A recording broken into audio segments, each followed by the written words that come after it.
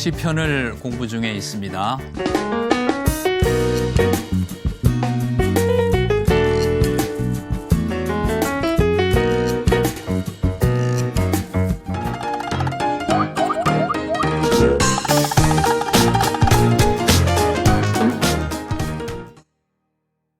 자, 시편 기도가 세 가지 패턴이 있다고 그랬죠. 가장 기본적인 것이 탄식시, 탄식기도, 그 다음에 감사시, 감사기도, 찬양시, 이렇게 세 개가 있다고 할 것 같으면 이렇게 생각하면 좋습니다. 탄식시는 이제 이름을 붙여보는 거예요. 이해하기 쉽게 하기 위해서. 하나님 부재 경험이라고 말했어요. 부재 경험. 영어로 한번 써보겠습니다. 좀 용서하십시오. 하나님의 부재 경험. 하나님 안 계신 분이 아니죠. 그냥 우리가 바로바로 우리 그 오관을 가지고 경험할 수 없기 때문에 이런 표현을 쓰는 것인데, absence라는 게 좀 심하면 hiddenness, 숨겨져 있음, 그런 표현도 가능할 것 같아요.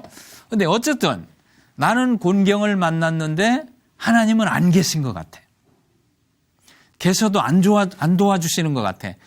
그런 절망적인 상황 속에서, 즉 시편 40편 2절의 표현에 의하면 기가 막힐 웅덩이와 수렁 가운데서 기도한 게 탄식시입니다. 구해주세요. 내가 정말 죽을 지경이 됐습니다. 좌절이요 절망입니다. 아무것도 못해. 여기서 공중분해되는 것 같습니다. 구해주세요. 앱센스 경험이라고 말할 수 있죠. 감사시는 이러한 상황에서 기도했는데 하나님이 개입하셔서 건져주셨어요. 그러니까 이것은 하나님의 임재 경험, presence, 이렇게 말할 수 있겠네요. 찬양시는 뭘까요? 찬양시는 꼭 어떤 사건으로 개입하신 것이 아니라 나의 삶의 이런 모퉁이 파편마다의 사건으로 개입하시지 않더라도 이미 전 우주를 나의 가장 안전한 인생길이 되도록 운영하시고, 또 뿐만 아니라 구속을 주셔서 죄와 죽음 가운데서 구원하시고, 이런 큰 내러티브, 큰 이야기, 하나님께서 예수 그리스도를 통해 가지고 나와 하나님의 백성을 구원하시고 섭리로 하나님의 백성의 길을 인도하시고, 그러니까 삶의 모든 모퉁이에 내가 알지 못하는 구석구석까지라도 하나님의 손길이 이미 작용하고 있는 것이죠. 그러니까 이것은 하나님의 편재 경험, 이렇게 이름을 말할 수 있습니다. omnipresence. 자, 그러면 이제 찬양시에 대해서 공부해 보도록 하겠습니다. 찬양한다 그러니까 막연히 찬양하는 게 아니고 이게 패턴을 가지고 또 찬양을 하는 것입니다.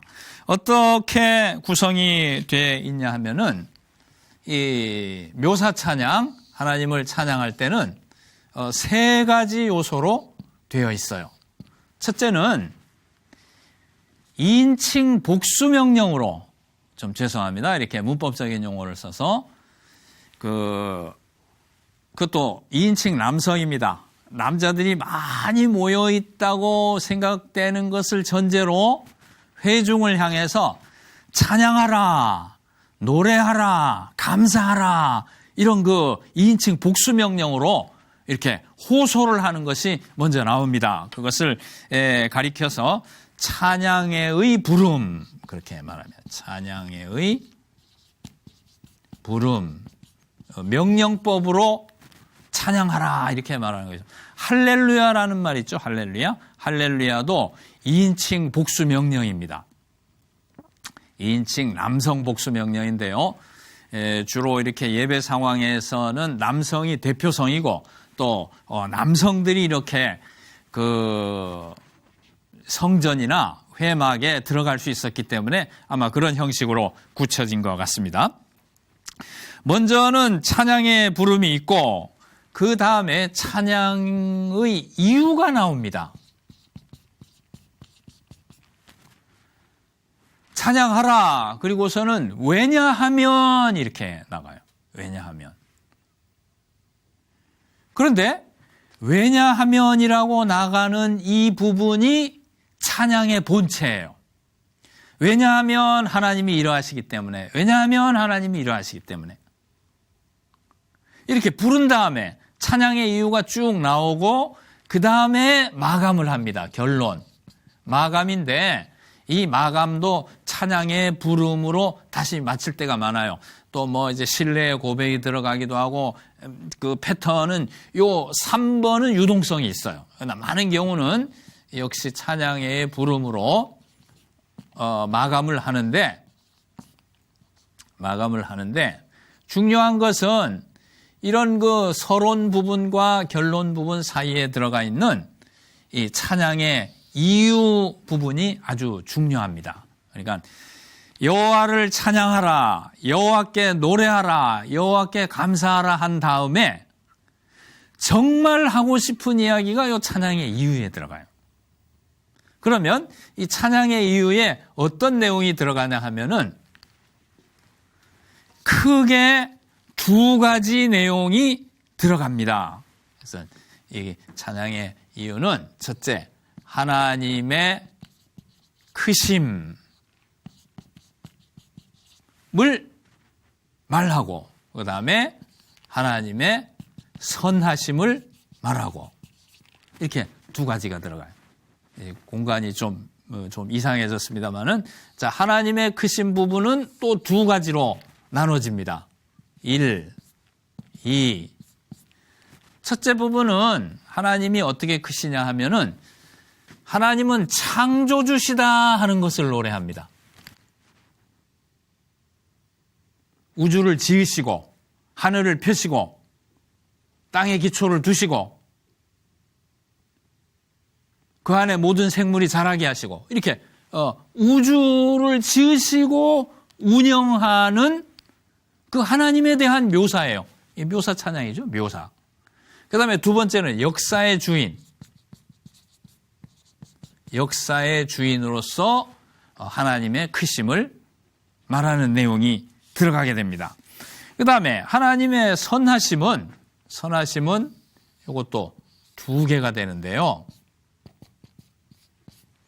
요 크심보다는 내용이 그렇게 뚜렷하게 구별은 되지 않습니다만은 하나님의 선하심은 하나님은 곤궁에 처한 자를 구원하신다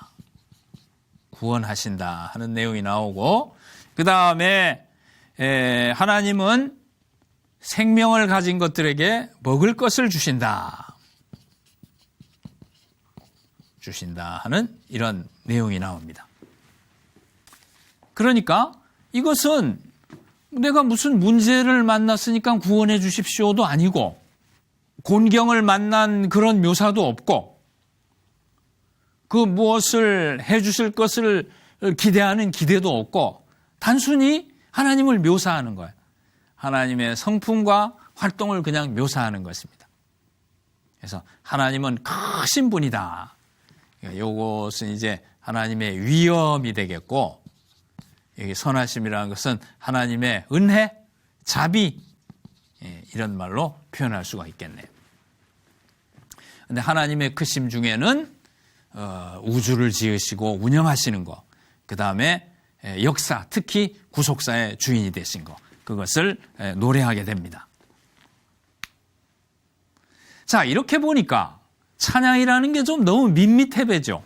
뭐 특별히 뭐 아주 그냥 긴장되는 뭐 갈등 상황이 있는 것도 아니고 위기 상황이 있는 것도 아니고 너무 그냥 하나님의 창조주, 역사의 주인, 또 뭐 구원하시고 먹을 걸 주신다.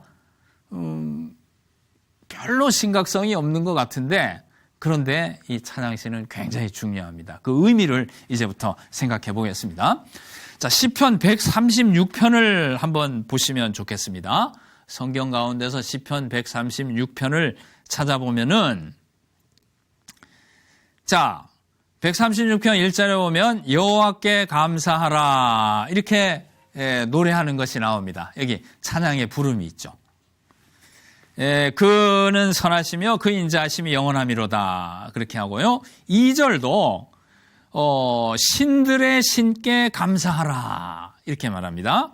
3절도 주들의 주께 감사하라 이렇게 2인칭 명령으로 감사하라는 부름이 나옵니다. 그러니까 1절에서 3절까지가 찬양의 부름입니다.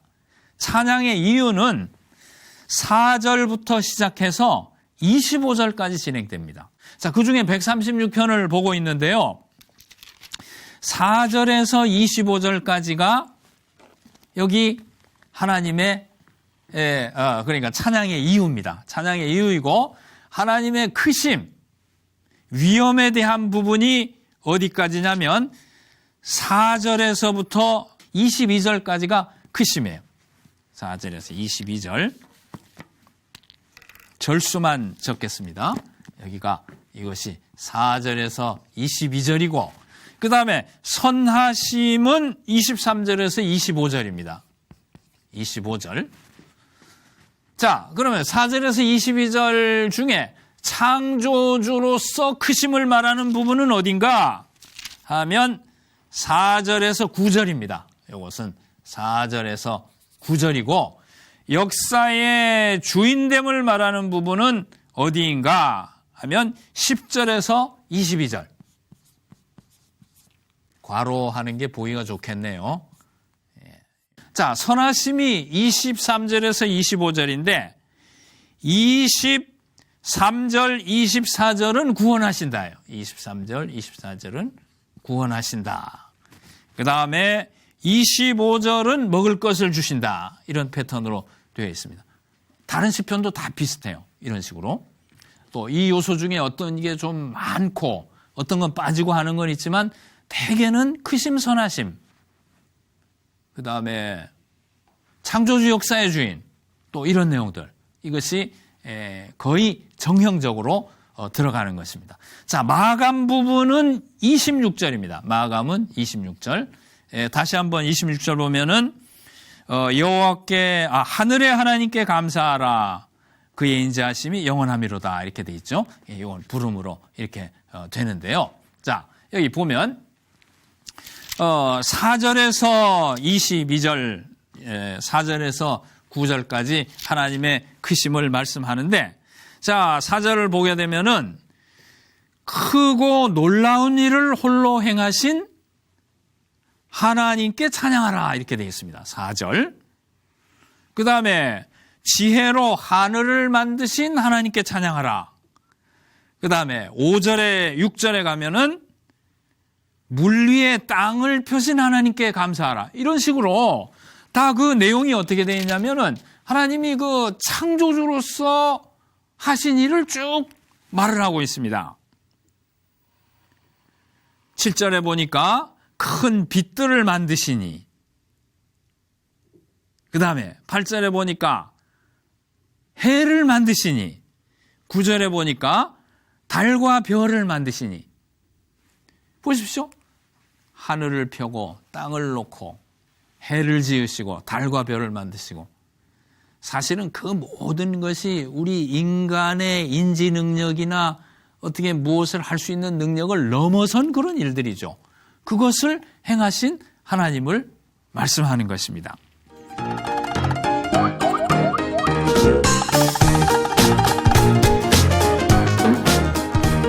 자, 그 다음은 역사의 주인으로서 크심을 말합니다. 그렇죠. 하나님의 크신 건 이 두 카테고리면 충분하죠. 이 자연, 우주를 지으신 하나님. 그 다음에 역사를 주관하신 하나님. 자, 역사의 주인인데 중요한 것은 그 출애굽 역사를 늘 회상한다는 것입니다. 10절 보면은 애굽의 장자를 치신 이에게 감사하라. 11절 보면 이스라엘을 그 중에 구원하신 이에게 감사하라. 12절 보면은 큰 손과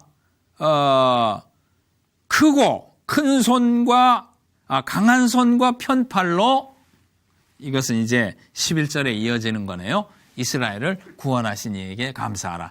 가장 이스라엘이 이스라엘 신앙 중에 가장 중요한 사건이 출애굽 사건입니다. 우리 기독교 신자들에게 가장 중요한 사건은 십자가 사건인 것처럼 이스라엘은 항상 구약 성경 여기저기에서 계속 이 출애굽 사건을 회상합니다. 그 출애굽 사건 회상하는 게 우리가 주일날 모여서 늘 십자가를 묵상하고 부활을 감사하고 하는 거하고 꼭 같은 행위예요. 기본적으로 구조가 같은 거예요. 출애굽을 기억하고 회상한다는 것이 곧 은혜 체험이고 기적 체험이었기 때문에. 자, 출애굽 시키시고요. 이제 성경을 다 볼 시간은 없으니까 13절에서 15절은 홍해에서 이스라엘만 구원하시고 바로의 군대는 멸절시키신 거. 그 다음에 16절에 10절은 광야에서 여러 왕을 죽이신 거. 그 다음에 21절, 22절은 가나안 땅을 그 기업으로 주신 거.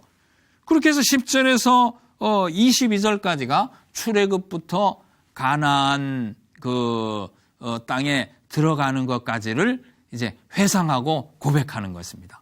그러니까 특별히 역사의 주인인데 구속사의 주인인 것이죠. 이렇게 크심을 말하고 선하심은 자세히 보지 않겠습니다. 이렇게 낮은 자를 구원하시고 또 모든 육체에 먹을 것을 주시고 이게 찬양의 전부예요. 찬양의 이유라는 형식으로 해서 이렇게 찬양이 이어지고 있습니다. 자, 보시기 바랍니다.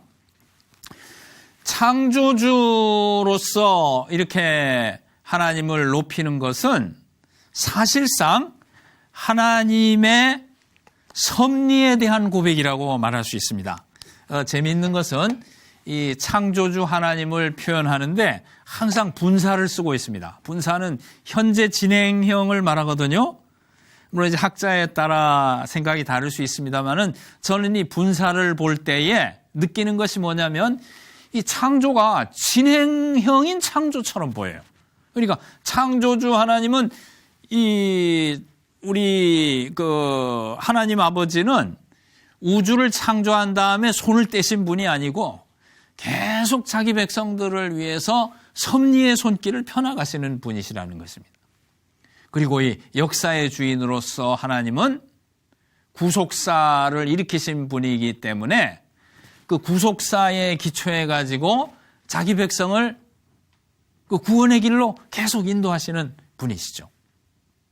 그러니까 이 찬양의 이유 안에 이렇게 창조 부분, 역사 부분 들어있는 것은 달리 말하면 또 우리 신앙의 적용점을 말하라고 한다면은 하나님의 섭리에 대한 감사 그리고 하나님의 구속에 대한 감사가 신앙의 기본을 이룬다. 이렇게 바꿔서 말할 수가 있는 것입니다. 자, 이 찬양의 의미를 한번 생각해 보겠는데요. 자, 이제 구조에 대한 것은 다 이해가 되셨죠? 이것에 기초해서 우리 찬양의 의미를 생각해 보겠는데, 찬양이라는 것은 모두에 말씀드렸다시피 구체적인 무슨 간구라든지 어려움에 대한 그 고백이라든지 이런 것이 없습니다. 그러면 찬양은 말을 바꿔서 한다고 할 것 같으면은 진술기도예요. 진술기도. 진술기도. 그냥 그렇습니다 하고 말하고 마는 거예요. 하나님이 하늘을 펴셨죠. 땅을 놓으셨죠. 해와 달을 만드셨죠. 이스라엘을 출애굽시키셨죠. 이렇게 진술만 하는 거예요. 자, 그러면 여기서 한 가지 생각해 볼 게 있습니다. 우리는 기도라는 걸 생각할 때 기도는 항상 뭘 요구하는 거다 이렇게 생각합니다. 하나님 뭘 주십시오 하고는 받고. 물론 그것이 기도인 건 틀림없죠. 그런데 성경이 가르치는 기도는 요구만이 기도가 아닌 거예요. 자, 요구는 여기 탄식시가 요구가 되겠죠. 탄식시는 요구하는 기도인데 시편이 가르치는 기도는 진술기도가 있는 것입니다. 진술기도. 이 진술기도도 기도라는 것입니다.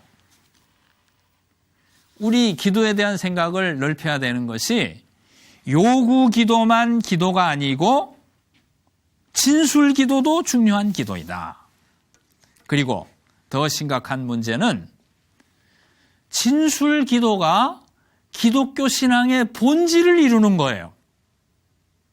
요구 기도만 가지고 기도할 것 같으면 이방 종교하고 큰 구별이 없는 것입니다. 진술 기도, 이 찬양 기도는 앞으로 많이 깊이 개발되어야 될 기도입니다. 적어도 우리 한국교회의 경우는 그렇다고 생각이 듭니다. 하나님의 은혜에 대한 감사, 이 구속과 섭리에 대해서 고백하는 것처럼 중요한 것은 없습니다. 우리는 요구하는 것만 기도라고 생각하기 쉽습니다. 그리고 새벽기도, 금요기도 나가서 달라고 하죠. 요구만 주로 하게 되죠. 그런데 우리 기독교 신앙이라는 것은 적어도 시편이 가르치는 그 신앙, 기도라는 것은 진술 기도라는 게 있어요. 하나님이 이런 분입니다 하고 말씀드리고 마치는 기도, 이 시인하는 기도가 있다는 사실을 기억해야 됩니다. 그리고 더 중요한 것은 요구하는 기도만이 아니고 우리 기독교 신앙의 본질은 이 진술 기도, 시인하는 기도가 본질을 이룬다는 것을 알 필요가 있습니다. 엄밀하게 얘기하면, 자, 시인하는 기도가 요구하는 기도에 비해서 훨씬 중요한 것이 우리 기독교 신앙이에요. 왜 우리 삶에 어려움이 없고 하나님 앞에 하소연해야 될 게 없겠습니까? 다 구하지만은 나 요구하는 기도를 많이 하면서도 기본적으로는 하나님이 해주신 것에 대한 고백이 훨씬 중요하다 그런 말입니다. 기독교 신앙은 요구에서 출발하는 게 아니고 시인에서 출발하는 거예요. 그렇습니다 말하는 데서. 자, 우리 신앙의 본질을 보시기 바랍니다. 우리 기독교 신앙이라는 것은 예수 그리스도를 받아놓고 기도를 하는 거예요.